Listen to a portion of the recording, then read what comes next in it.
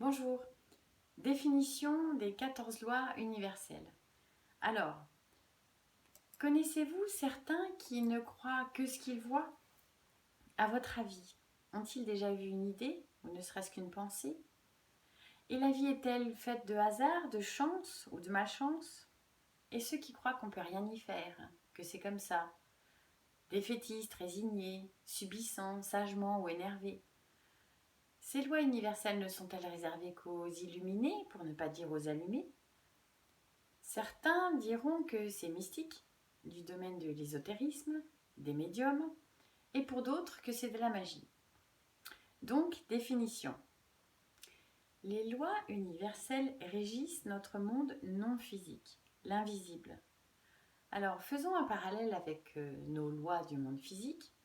Même si nous n'y croyons pas, même si nous les ignorons, elles existent pourtant bel et bien. La loi de la gravité, par exemple. S'il vous prend l'envie de sauter en parachute, sans parachute, parce que vous vous croyez invincible ou que vous avez des super pouvoirs, il est possible, enfin c'est même sûr, que vous vous ramassiez comme une crêpe des réceptions, vous ne croyez pas? Alors, pour qu'il y ait guérison, il doit y avoir une prise de conscience qui passe en général par une phase de souffrance, que l'on appelle la nuit noire de l'âme. Pourquoi souffrance? Parce que nous n'avons pas su déceler en amont les leçons ou les signes que l'univers nous a envoyés. Nous avons donc vécu des situations de plus en plus hardes afin de comprendre. Quand vous êtes prêt à recevoir, les choses arrivent à vous. Alors, dans notre monde, comprendre se situe au niveau du cerveau. Dans le monde spirituel, comprendre, c'est intégrer avec le cœur et ressentir avec nos cellules. Pour évoluer spirituellement, nous devons, dans un premier temps, avoir posé nos valises, être bien ancrées, bien centrées, alignées.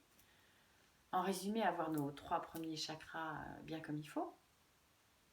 Oui, avant de construire un immeuble de 15 étages, on commence par de solides fondations, puis premier étage, second étage, ainsi de suite, avant d'accéder au dernier.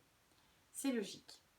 Sinon, si nous brûlons ces étapes, nous risquons d'être complètement perchés et ça peut être dangereux pour notre stabilité, notre équilibre émotionnel et psychique. Dans le spirituel, il y a beaucoup de gens qui vont trop vite et peuvent éventuellement développer l'ego spirituel. C'est genre moi je sais, moi je vois, moi je t'apprends et moi te dire que toi rien comprendre. Bref, c'est l'antithèse de la spiritualité qui, elle, ne respire que l'humilité et l'amour inconditionnel. Ce cheminement spirituel se fait seul, dans le silence, et en taisant surtout l'ego et le mental. C'est un chemin lent pour grandir en profondeur. Et alors là, nous accéderons à notre partie divine. Une fois que nous montons, que nous nous éveillons à cette prise de conscience, cette élévation, il est impossible de redescendre, de régresser, de tolérer surtout les situations d'avant, comme l'hypocrisie, les mensonges ou tout ce qui est superficiel. Pourquoi? Parce que maintenant on s'en aperçoit, on le ressent. On va dire qu'avant on était un peu dans le gaz. Bon, c'est pas méchant, mais on n'avait pas la lumière à tous les étages. Dans les grandes largeurs, c'est comme l'homme qui marchait voûté et qui s'est redressé au fur et à mesure de son évolution. Donc nous, on s'élève et on reste debout. Donc, pour ceux qui sont bien comme ça, qui ne veulent rien changer, ou ceux qui vous aiment et qui vous disent surtout ne change rien, reste comme tu es, une petite précision s'impose. C'est impossible. Tout l'univers n'est que mouvement, dont la seule constance est l'impermanence. Je vous laisse méditer. Donc ces lois s'appliquent à tous, peu importe l'âge, le sexe, la nationalité ou la religion. Nous sommes tous égaux, qu'on le veuille ou non. Ces lois guident le flot de l'être humain du début de sa journée, durant toute sa vie et jusqu'à la fin de son existence. Alors, l'humanité est en train de s'éveiller progressivement à de nouvelles façons de percevoir la réalité, de nouvelles techniques même pour la guérison par l'énergie. Qui dit loi physique de la matière dit loi énergétique dans le non physique. Ce sont des lois d'harmonie universelle qui nous permettent de nous débarrasser, entre autres, de nos craintes, de nos doutes, nos inquiétudes, notre impatience, nos frustrations. C'est cool, non?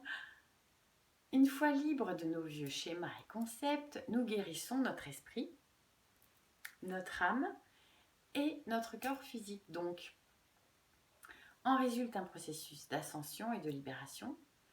Nous révélons notre pouvoir créateur grâce à la compréhension du lien qu'il y a entre la physique quantique et la spiritualité, et le rôle qu'a notre conscience dans la manifestation de la réalité.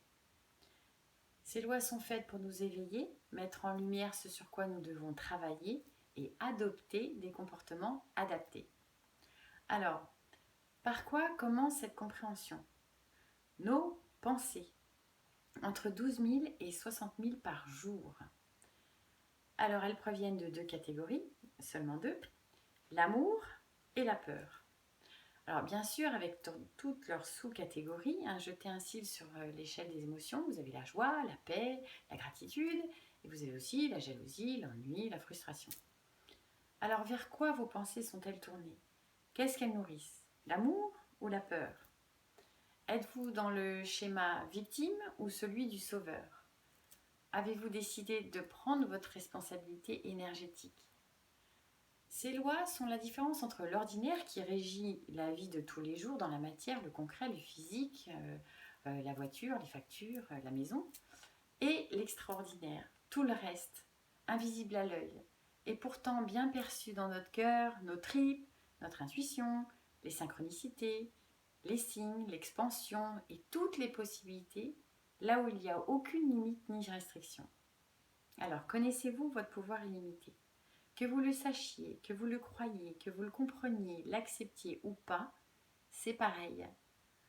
Ouvrir ses facultés est une évolution naturelle. Alors repensez à l'homme de Cro-Magnon.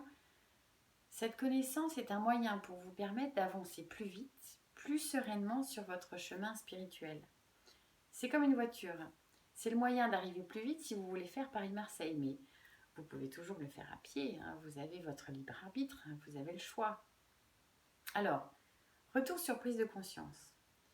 Vous vous sentirez aimé et soutenu par la vie, le divin, l'univers, à chaque instant.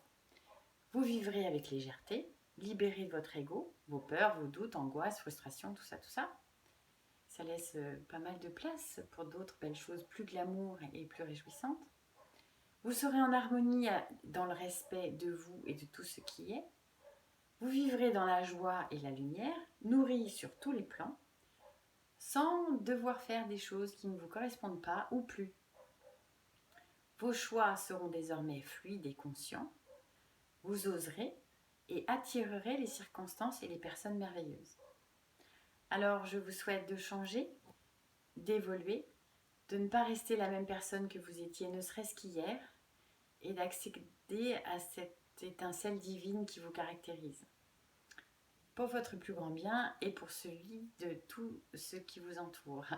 Je vous souhaite tout le bonheur du monde et en votre âme et conscience, vivez dans l'authenticité, la vérité, la sagesse et l'amour.